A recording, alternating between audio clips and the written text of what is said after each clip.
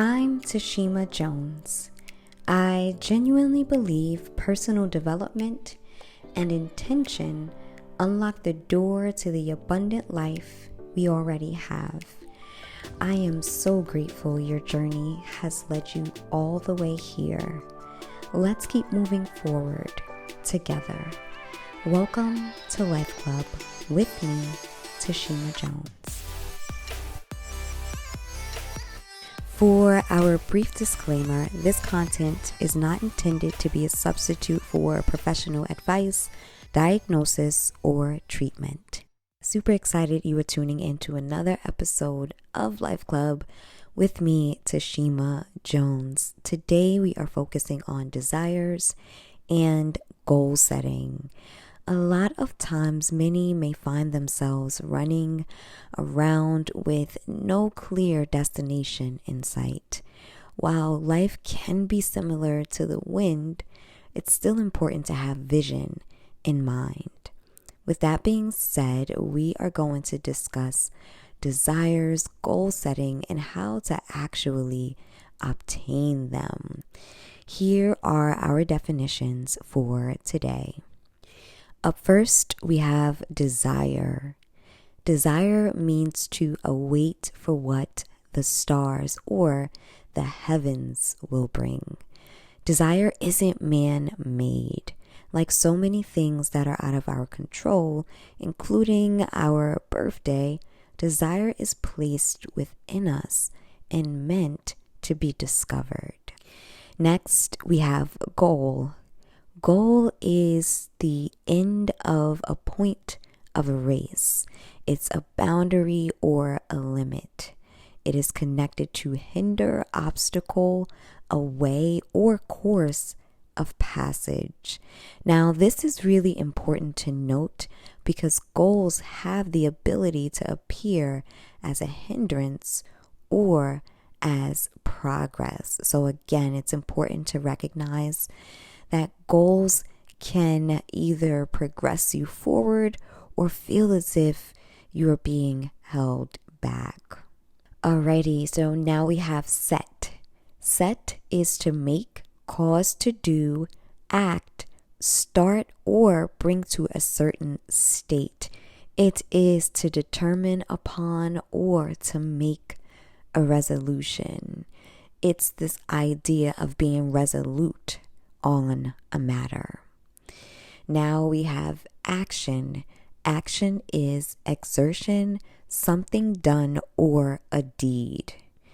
And for one of our most used words on LifeClub, we have think. To think is to say to one's self. You'd be surprised at the impact knowing the definition of the common words we use daily has. And as always, when we know the definition of a thing, we are better equipped to using it properly. It's why I take time to actually break down these words during our time together. Okay, so once again, we're going to jump into desires, then speak about goal setting, and wrap up with how to actually obtain goals. As mentioned, pure desires are not man-made. They are deposited within us and meant to be discovered. It's similar to personality.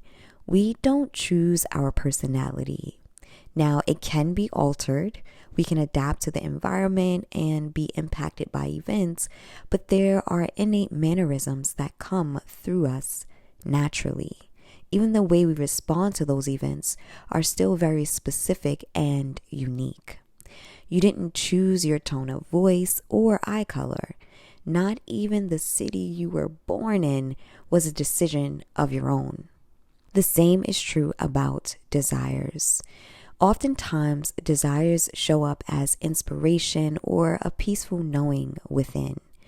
They may feel like prompts to do something. Pure desires include the well-being of yourself and others. This is a telltale sign of a desire that is rooted in goodwill.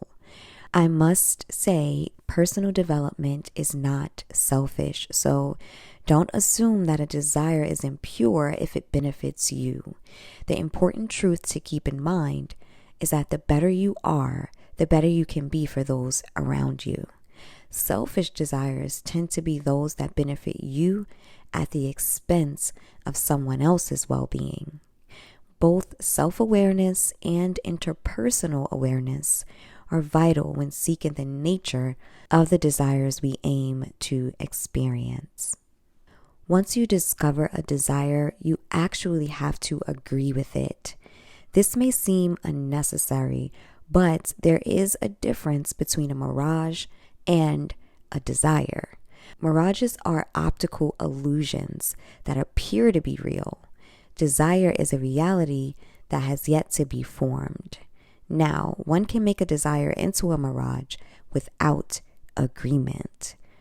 See, agreement enables you to see the path that leads to the desire taking shape. Now, let's talk a bit about goals.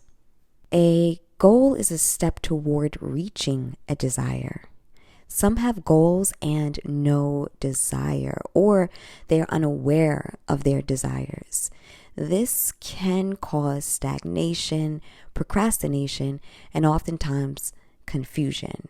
So remember when we spoke about goals potentially being hindrances, this is primarily where that can arise. It can also come from the reality that goals can be challenging, but that's just a part of the growth and development and actually giving birth to the desire. Goals aren't the aim. The aim is the desire. So if you have a bunch of goals with no known desire or no desire at all, you don't fully arrive to a sure destination. Once you discover the desire, you are then able to set goals. Again, discovering the desire enables you to set goals. It is important to note that goals are also inspired and prompted. There are some basic steps one could take for a specific desire. For example, if person A desires to be healthier, a goal would be to eat healthier. The inspiration comes in when person A is deciding on what to eat. There is a tailor-made system of eating for person A. In addition, goals aren't based on how others respond. Person B, in this instance, may be a musician. They are only responsible for writing, recording, and publishing music. Sample goals are producing 3 songs in the next 3 weeks. A non-goal is having 3 million downloads the first day of release. This is not a goal because person B has no control of the outcome. Basing goals on the response of others can also be limiting. Perhaps person B may surpass 3 million downloads. Keep in mind that goals are action steps that are prompted, specific to the desire, and are not based on the response of others. Remember, desire means to await for what the heavens will bring. Goals are simply steps along the path to a desire being materialized. Obtaining goals is a combination of discovering desire, agreeing with that desire, then seeking the goals to manifest that desire. It is a path of seeking and knocking. This is why silence is so key. If you are bombarded with too many voices, images, and soundtracks, the internal being finds it difficult to decipher between a desire and a mirage, making it a challenge to set obtainable goals. And I want to constantly remind you that goals are part of growth and development. So they may seem to present challenges and hindrances, but it's all a part of the journey of climbing to the top of the mountain. Once goals are set, commitment and consistency get you to the finish line. Success is not found in the desire materializing, but in your commitment, your consistency, and your enjoyment on the journey. That is the true sweet spot of success. It is showing up and giving it your best each and every time you step up to the plate. So keep showing up. You are closer than you think. Here is your life work. Consider at least one desire of your heart. Ask the following questions. What is the root of this desire? How will obtaining this desire impact me and those around me? Am I ready to be the person capable of living in this desire? What goals will lead to obtaining this desire? What actions are required to obtain these goals? Take some time to listen to episode 76 on patterns and changing behavior and episode 74 on facing limiting beliefs. Remember to be gentle with yourself and to journal your experience. Thank you so much for tuning in to another episode of Life Club with me, Tashima Jones. You could have been anywhere else in the world, but you are here with me, and for that, I am truly grateful.